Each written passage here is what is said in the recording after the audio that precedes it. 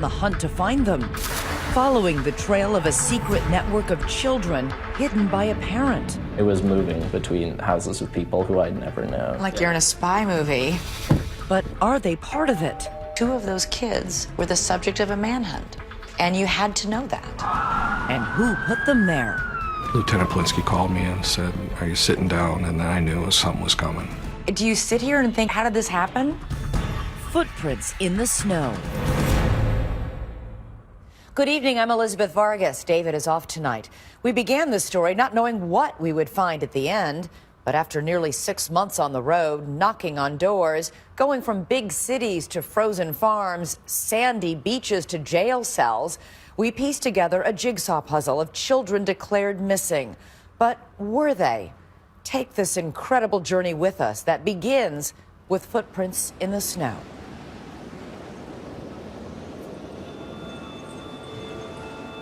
It is 7 p.m. on a 30-degree April evening in the suburbs of Minneapolis. A spring snowstorm has blanketed the roads. And while most families are settling in for dinner, one family is about to fracture forever when 2 children living at this home vanish. No shoes, no coats, no backpacks, nothing. Poof, they're gone. 13-year-old Gianna and 14-year-old Samantha Rucky disappear. The only trace? Footprints in the snow. But oddly, there is no manhunt to find the girls, no police press conference. How can 2 children in the state of Minnesota be gone and no one knows where they are? Their parents are embroiled in an ugly divorce and custody dispute, but they insist they are united in their desperation for the girls. I'm concerned, I am worried, I don't know what to think. You don't sleep, you drive around at night, you're always looking. Where did they go? Who are they with? And why does our journey begin by asking questions to their mother inside the Ramsey County Jail? Did you have anything to do with your 2 daughters running away? No.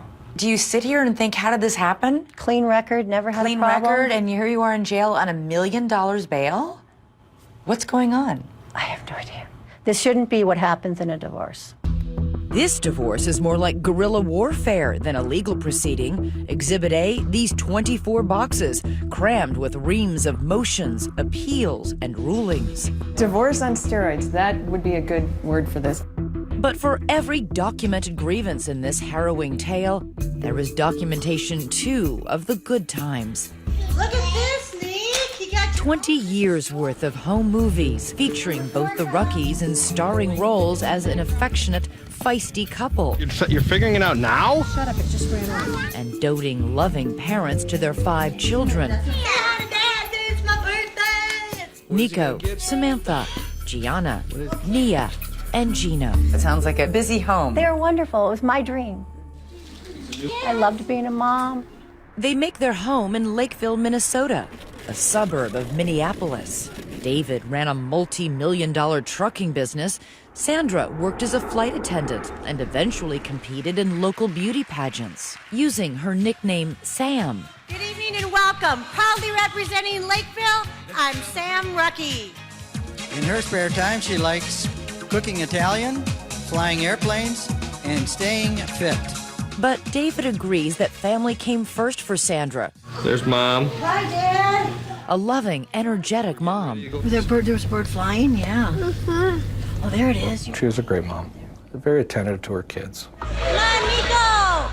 Their oldest son, Nico, loves hockey and theater. He was my first, so of course he was spoiled. Hi, Nico. The 2 oldest daughters, Samantha and Gianna, are close and take care of their younger brother and sister. Samantha, she's beautiful, she's smart, she's outgoing. Gianna's very artistic, loves like animals. But this story is about what Sandra claims is not captured on home video. She says despite those smiling faces, there was a shocking, ugly secret in the family. Years of emotional and physical abuse by David. What would he do? Throw things, hammers at me, If he got mad, there was black eyes, there was broken ribs. We had to lock ourselves in the bedroom because we were scared. We just didn't know how his behavior was going to be from one day to the next. During all those years during the marriage, did you ever take any photos, ever seek medical help? We had photos and we had police reports that prove it. And she claims David didn't just target her, but went after the children, too. How often did that happen? Once is more than enough. It happened a lot. After 20 years of marriage, Sandra says she reaches her breaking point and finally files for divorce. She says, frightened for her life, she also gets an order of protection against David. And then she calls police on him at least 20 times, claiming he continuously violates it. He broke into the house, came running up the stairs, jumped onto the bed that I was at, started choking me, and then took a pillow and started suffocating me. The children, now ages 8 to 14, remain in Sandra's custody and refuse to even see David, rebuffing all of his attempts to connect. It's your dad. Call me. I would like you to call me back. Call me. With his children ignoring him, his frustration mounts. He leaves this message after finding out his oldest son, Nico, dropped out of his longtime sport. Do yourself a favor. Get your ass back in hockey. The family court judge, David Knutson, appoints an advocate for the children and several therapists trying to facilitate a relationship with their father. But the children say they don't want one. David's oldest son, Nico, takes to Facebook, writing, "My dad is a bad person. He is abusive verbally and physically." Gianna and Samantha make audio recordings to support what their mother says. This is Gianna Rucky's voice. Being in the same house as my dad, things were really bad. He was abusive. He had anger issues. He'd always be screaming and yelling. Her sister Samantha goes even further. He's choked, slapped, and hit her and verbally abused my mother throughout their marriage. And he's lost on us kids a number of times. Sandra says the children even beg the judge directly to remain with their mother. But the judge determines thus far there has been no evidence of abuse. And based on the findings from a psychologist he appointed, that it is Sandra who is the real problem here. That the children are showing signs of parental alienation syndrome, meaning the reason the children are adamantly opposed to seeing David is not because he's abused them or their mother, but because Sandra has brainwashed them. I've never done anything but be there for my children. My kids are my life. This is where the judge takes a drastic and, for Sandra, devastating step. He orders Sandra out of the house and all 5 of her children removed from her custody. That's when everything happened. I lost everything. My whole life ended then. I had no money, no car, no children. I had nothing. How is this possible, Sandra? I don't know. All I'm told is it's a judge's order. There was no findings that I ever hurt the children, that I ever abused them, that I ever neglected them, that I ever did anything to them. David's sister Tammy becomes the children's temporary guardian. She moves into the Rucky home to take care of them, but the 2 oldest girls, Samantha and Gianna, are having none of it. They came in, they were looking at the house, and then they went upstairs, and when they went upstairs, I heard her ringtone, a music ringtone. I thought, okay, maybe they have a phone. Tammy goes downstairs to the basement, thinking nothing of that call or who might be on the other end. Just 20 minutes later, the girls are gone. Then I called 911. Next, where did they go? Who was on the phone? Did you think, where might my 2 daughters have gone? Could they have entered a hidden world? A network operating outside the court system? For vigilante parents taking the law into their own hands? And what does their father have to say about all this? Stay with us.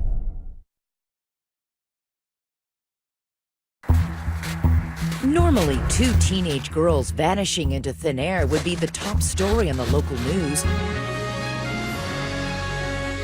But that's not the case here in Minneapolis. There is no Amber Alert, no search parties combing the woods.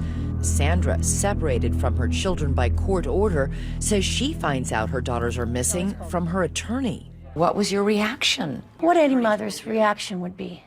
I'm concerned, I am worried. Everything was going through my mind. When Sandra's ex-husband David finds out his daughters have disappeared, he is terrified. What was your biggest fear? I mean, these are young girls. You don't want them hitchhiking. We live by a truck stop. You think of all these terrible scenarios. And David says he becomes consumed with bringing his daughters home, that he would never abuse them, and that all of Sandra's allegations against him are completely false. Have you ever raised a hand against Sandra or your children? Have you ever struck them? No. Have you ever physically abused them in any way? No. I'm a big guy. I kind of come across aggressive, but I never pushed myself upon her. I never did a thing to my children. Do you have a problem with anger? Not anger, it's frustration. Is it possible that there was something in your body language or the way you were speaking that scared Sandra or the children? You know... Do the fights get out of control? No. I'm going to yell. You're gonna feel pinned. But as far as abusive, no. But if there wasn't any physical abuse, how is it possible that the Rucky children would tell such frightening stories? Lisa Elliott is David's attorney. They are parroting what their mom is saying. But they're not young children. No. Why would they do this? I think she had them so afraid of what would happen if they went with their dad that she said, you have to say this or you're going to end up with your dad. And David begins to suspect that Sandra knows more than she's saying about their missing daughters. You and Sandra had been involved by this point in a lengthy and bitter custody fight. Did you think she might have something to do with this? Yeah, oh yeah. As the weeks pass with no sign of Samantha or Gianna, David says he spends his nights driving the streets, searching. He begins tailing Sandra to see if she might lead him to the girls, and even hires a private investigator. You can't get rid of that pain. It never goes away. My mother mostly would, I'll say, prepare yourself. Prepare yourself for what? If you never find the girls. How? I couldn't stop looking. The same cannot be said for Sandra, who appears to go back to life as usual, hopscotching around the world as a flight attendant, popping up on Facebook at an NHL finals game, and lounging on a boat with friends. Did you call the police? I had an order not to contact the police. You have a right to contact the police Really? if you're a victim of a crime or if you're I have a court in order danger. from Judge Knutson that I am not to contact the police.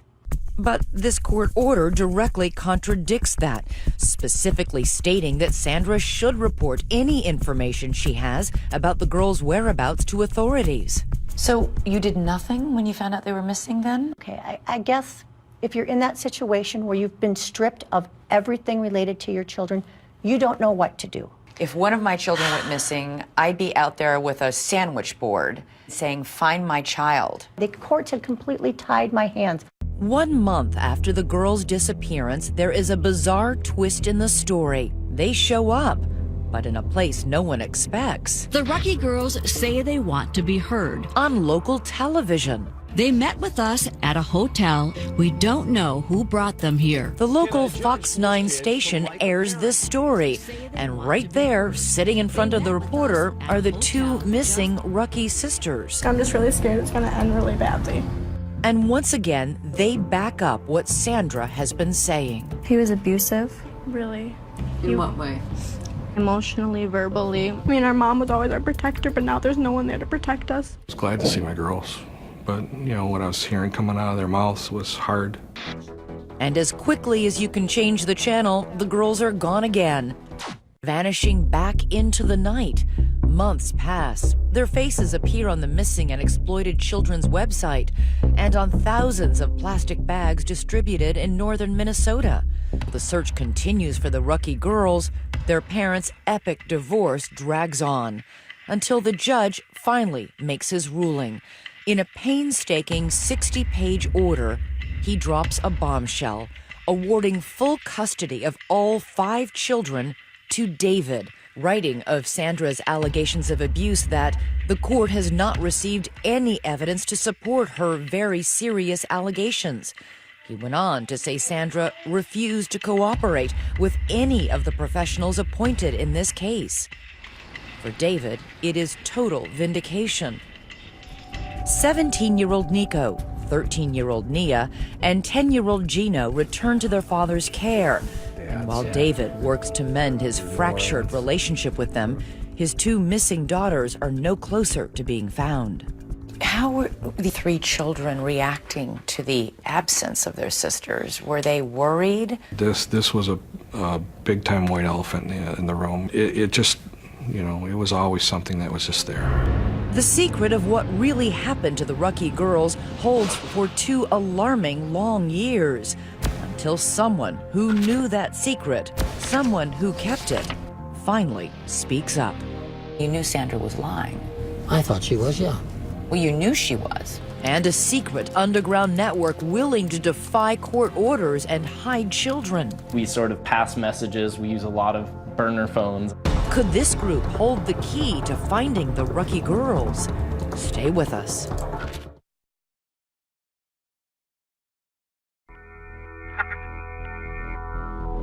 From the moment the 2 teenage Rucky girls vanished, police suspected their mother, Sandra, was lying. At any point, did you tell your children to run away from home? No. You never encouraged any of your children?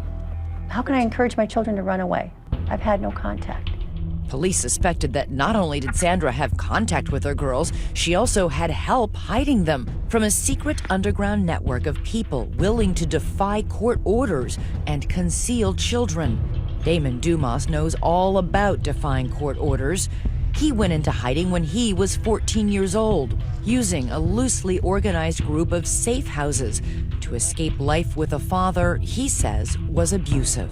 My mom actually made sure that she wouldn't know where I was going. Mm-hmm. She handed me off to someone she trusted, who handed me off to someone else that she trusted. Who was taking care of you? Whoever I was with was taking care of me. Were they strangers? They were all strangers, yeah. I was moving between houses with people who I'd never known. It'll be someone who maybe hears about me and says, hey, well, if Damon ever needs someone to stay with, he can stay with me. And we sort of pass messages. We use a lot of burner phones. Burner phones? You sound like you're in a spy movie. Well, in a lot of ways, that's what it felt like. So how often do you come out to the beach now? While on the run, Damon says he lived in around 10 different homes, never staying anywhere long. During that time, he made videos and posted them on the internet. And I'm turning 16 tomorrow. But instead of a birthday party with my friends, I'm in hiding. But this life in shadows came at a steep price. Did you go to school? Actually, I did not, and that's something that I sort of regret, because I ended up, when I got out of hiding, I had to go back a year in high school. What did you do with your days? I played video games. Honestly, I had no one to talk to. Were you homesick? Absolutely. Absolutely, every day. Those days turned into months, and instead of getting easier for Damon, life got more difficult. I called my mom and I said, I don't know how much longer I'm going to make it. Because I was considering suicide at that point. It had been very long in hiding. In those videos, Damon discussed the abuse he says he suffered. I told police about this. I told psychologists. I even told a judge. And yet somehow it was all covered up in lies. Today, Damon is an activist working with an organization called the Women's Coalition. He blames the court for forcing him into his life on the run, even though Damon's father strenuously denies ever abusing his son, and a judge agreed there was no credible evidence to prove it happened. He said that whether or not I was being abused, my mom had to stop talking about abuse, and that Why would a judge do that if he really thought you were being abused? Because what people don't understand is that this is not something that is a one-time case. This is not something that happened to me. This is systemic. And the internet is teeming with videos of mothers who say they too have been victimized by family courts after they reported their allegations of abuse. The mother, you try to protect your son, and that was my biggest mistake. He said I cried wolf when Children need to be believed. The courts forced my children to go on visitations. I am seeking justice. It is okay to protect our children. If you're a mother and you allege child abuse, your odds of losing custody are extremely high. Joan Meyer is a law professor at George Washington University who studies family courts. Her research has turned up some surprising and, in her mind, troubling results. If you raise abuse, especially child abuse, you've got to make a very strong case. If you can't nail it, not only will you lose custody, you may lose all access, because the assumption will be that you have poisoned your child's brain with these ideas. Sandra says this is exactly what happened to her. So, did her daughters run away to protest a family court ruling like Damon Dumas?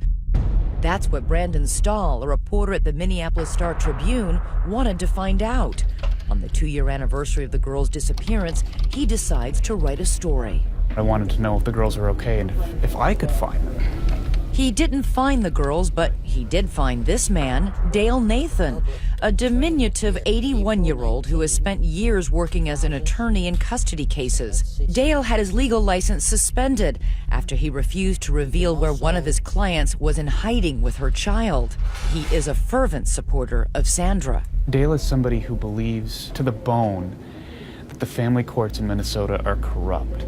The story Dale tells is a doozy. He says he was with Sandra on the night her daughters ran away. He says Sandra and he were driving around in Sandra's car when she took him to this field, just blocks away from the Rucky home. We drove with Dale to that spot. Now this is about the area right back here where Sandra stopped. He showed us where they pulled over. That's the one we want to take. So you stopped, you parked, you waited? And after about 20 minutes, the 2 girls came running across that little field. They got into the car, and then Sandra started driving. The 4 of them drove around back roads for more than 2 hours. She kept saying, oh, the Lakeville police, they're going to find us. And she kept telling the kids, get down in the back seat. During the ride, Dale says Sandra was frantically making phone calls. Apparently there was no plan, and she was making plans on the run. Dale says he knew that the children had already been taken out of Sandra's custody and that by driving off with them, she was breaking the law. Sandra was busy telling the police she had no idea where the girls had gone, and you knew Sandra was lying. I thought she was, yeah. Well, you knew she was because you were in the car with her. That's true. Right. You're right. So if you knew she was lying about that, why didn't you go to police and say, I know what really happened? I think Sandra was trying to protect her children. I wasn't going to betray that. Dale insists he couldn't help even if he wanted to. He doesn't know where Sandra ended up taking the girls. After hours of driving around with him, she dropped Dale off at a truck stop and then drove away with the girls still in her car. Last April, the Star-Tribune published Brandon Stahl's story, and one reader in particular was riveted. What did you think when you read the account of Dale Nathan? Dumbfounded. We're like, this is completely validates everything you suspected. Everything. At that point, we knew Sandy was involved. And now police know too. They arrest Sandra and charge her with 3 felony counts of deprivation of parental rights. She's thrown in jail on $1 million bond. But the mystery remains, where are the girls? 1 month after Sandra's arrest, there is stunning news. Lieutenant Polinsky called me and said, are you sitting down? And then I knew something was coming. Next, the Rucky girls found at last. But where have they been? Who took them in? We're on our way to find out. And you may be surprised by what we find behind this door. Stay with us.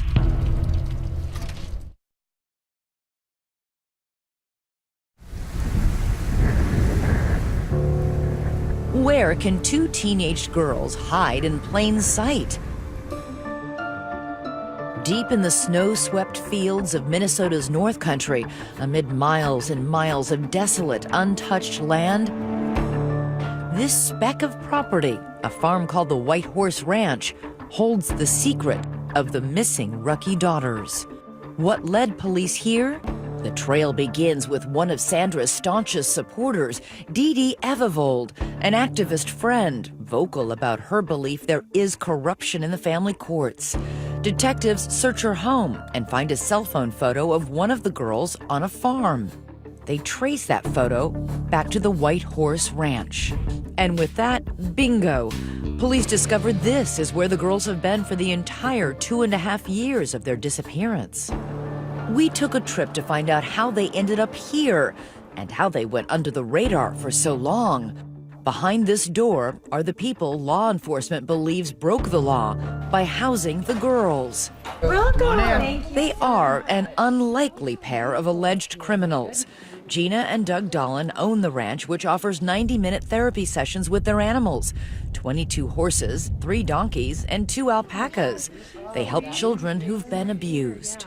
Our mission is to reach children and families and to bring healing and wholeness through the animals.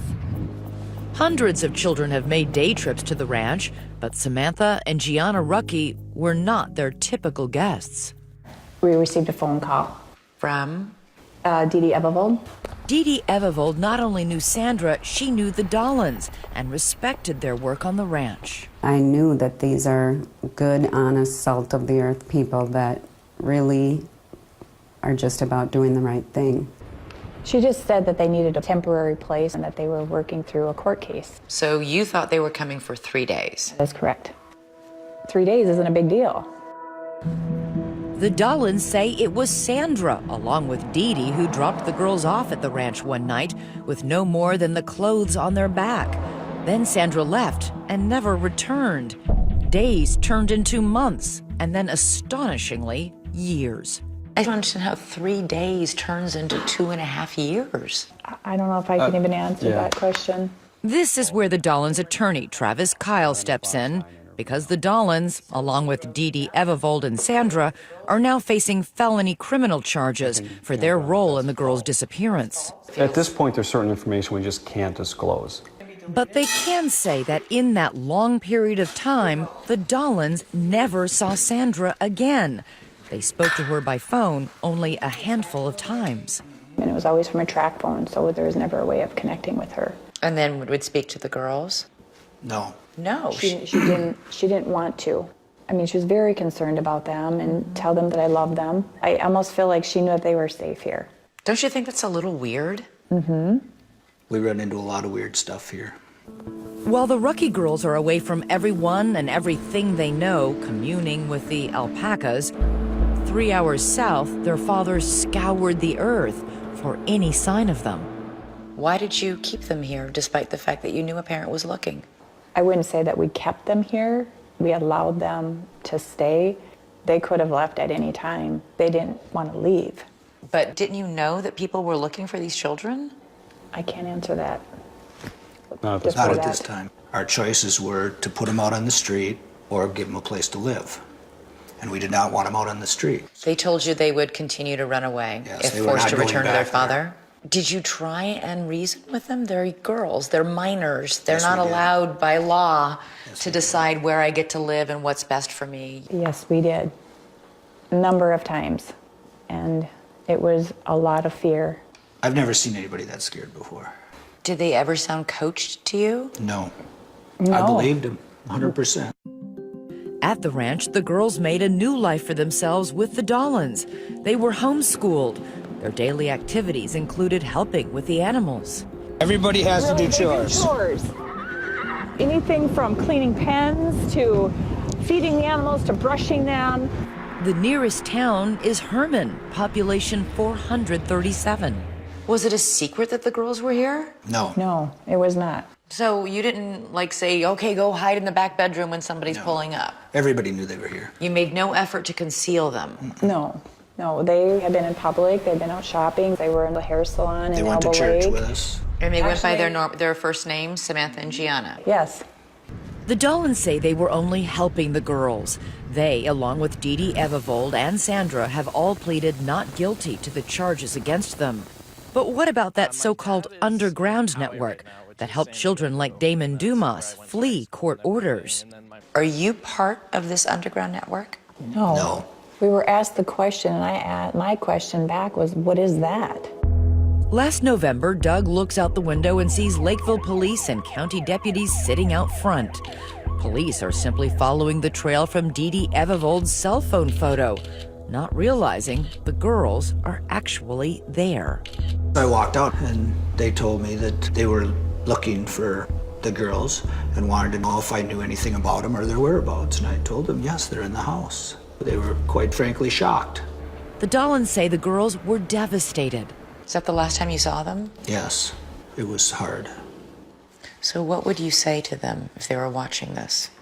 We pray for them every day, and we love them. And we want what's best for them, truly. But did they do what was best for them? David Rucky's attorney, Lisa Elliott, says absolutely not. Is it possible they were just good Samaritans trying to help? When the mother drops them off and doesn't come back for them, ever. For 2.5 years? For 2.5 years, I would think most people would at some point say, we need to look into this. So what happens when police take the girls from the farm? How does a broken family get pieced back together? When David finally sees the girls for the first time, it is not the reunion he imagined. Were you nervous? I ran out of the room. I started crying. I didn't recognize them because, you know your children. You remember what they sound like. You remember how they looked. I didn't recognize my daughters. The hard work begins of building trust with two girls who still fear their father. Samantha and Gianna said a lot of devastatingly terrible things about you publicly. But again, they're in a fragile state. Do they still believe those things? I don't know. We don't get deep into things along that lines. We're moving forward.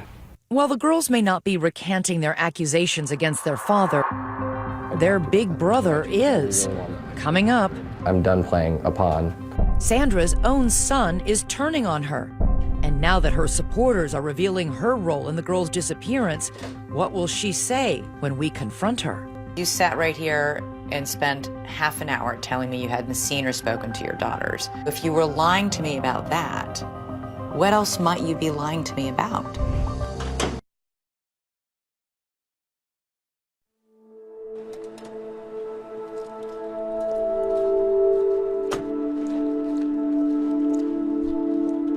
For the second time in 2 months, we have come to the Ramsey County Jail in St. Paul, Minnesota, to visit inmate Sandra Grazzini-Rucky. She is still here, awaiting trial on felony charges that she hid her daughters from their father for 2.5 years. Surprised you're still here? Yeah, very surprised. When we first spoke to Sandra, she told us she wasn't involved in the disappearance of her daughters. Did you have anything to do with your two daughters running away? No. You didn't know where they were these last 2 years? After nearly 6 months of our 2020 investigation, we've explored that loosely organized underground network of activists hiding children in nasty divorce cases and tracked down every key player in the Rucky case. The Dollins, Dee Dee Evivold, Dale Nathan, all supporters of Sandra's who say they weren't part of any network, but who authorities say helped her hide her daughters for 2.5 years. Dale Nathan said that he was with you when your two daughters jumped in the back seat without shoes or coats, and then you drove off. This is that is true? related to the trial. Yeah, that'll all be talked about at the upcoming trial. I can't comment on anything related to the trial. You know Well, that. all I'm telling you is you sat right here and spent half an hour telling me you hadn't seen or spoken to your daughters. And I can tell I've you now I can't. spoken to 3 people who tell us, in fact, that's a lie. So if you were lying to me about that, what else might you be lying to me about? I can't discuss anything regarding the trial. I just can't. While Sandra is now suddenly not talking about her case, her attorney Michelle McDonald hints at a possible defense, saying if Sandra truly believed her children were in danger, she was free to break the law to protect them. They have to prove beyond a reasonable doubt that she didn't have a reasonable belief that her children needed protection. Which makes those allegations of physical abuse during the marriage so important. If those claims are true, then a jury perhaps could forgive Sandra for what she did. And from the very beginning, she has assured us that there is indisputable evidence that her husband, David, was violent. Did you ever take any photos, ever seek Yes. medical help? We had photos and we have police reports that prove it. So confident, so certain. And yet, I'm asking for any of the documentation that you assured us existed to corroborate what you're telling us. And we can find none of it. But it does exist. It really does exist. Where is it? It was with my attorney. You don't have any of those records. They're in boxes. But do you have them? Do you know what's in those boxes? You have the all other the police attorney reports, you have gave, everything. yeah, the police reports. You have everything. Yeah, yeah. And I will Turn them over to you. So we head to Michelle McDonald's law office for an appointment with those boxes. Okay, so here they are. This is Sandra Grazzini-Recky's basically divorce case. We spend hours there scouring thousands of documents, and in more than 20 boxes, we didn't find a single piece of paper or photo to prove that any physical abuse ever happened. So we reached out to the Lakeville Police Department, and they have no record of ever being contacted by Sandra about abuse during her marriage. Sandra certainly has never been afraid to call the police, ever. If there were instances of David being violent or threatening, there would be police reports of it. There are none. Sandra's strongest proof was always the testimony of her children. But today, one of those children has recanted his story. Oldest son, Nico. Get up there, Nico. That little boy from the home videos. And the same son who later posted that damning Facebook message accusing his father of physical abuse. He now says all of that was a lie, and that it was his mother who pressed him into believing it was true. She started to say, like, your dad's this bad guy. Your dad, like, hurt you when you were younger. And I was like, what? What are you talking about? I don't remember any of this. Well, it happened to you. It's like, and at the time I believed it because you listened to your mom. He says he was 15 years old and he couldn't understand why she didn't want him to see his father. I felt really close to my dad, and I was still confused on what was going on. Like, why wasn't I seeing my dad? Nico now says he never saw his father physically abuse his mother or his brother and sisters. As for that Facebook post, Nico says Sandra stood over him while he typed, coaching him on exactly what to say. When I look at my writing then and what I wrote then, that doesn't sound like me, and I feel really bad. He continues to tell us that you brainwashed them into thinking they were abused. And you don't find that questionable? Well, what do you think? You're his mom. I haven't seen Nico for a long time. It's sad that he's saying that. But when my son hadn't been around his father, he has a completely different story than he has now. Did you somehow convince your own kids that their dad was abusing them? No. No. To this day, she says she stands by every decision she has made, every battle line she's drawn, every consequence she and her children have suffered. The two daughters, they spent 2 years working on a horse farm. They didn't go to school. You don't think I think about all these things? I know what these kids have been put through. But it wasn't me who put these through. This was the system that put the kids through this. David and his attorney, Lisa Elliott, say this was never about keeping her children safe. Sandra, they say, wanted revenge. She was out to destroy him for whatever reason, and I don't think she cared what she destroyed in the meantime. Do you think you will ever be reunited with your children? Yes. You do? Yes. Yes. I believe this will be turned around. Perhaps, but it will take more than a court order to do that. It is painfully clear as you watch her son Nico struggle with the simple question, does he still love his mother? I want to say no, but she's my mom. She just doesn't feel like a mom. Next, how are the girls adjusting to their new lives in their old home with their father? Stay with us.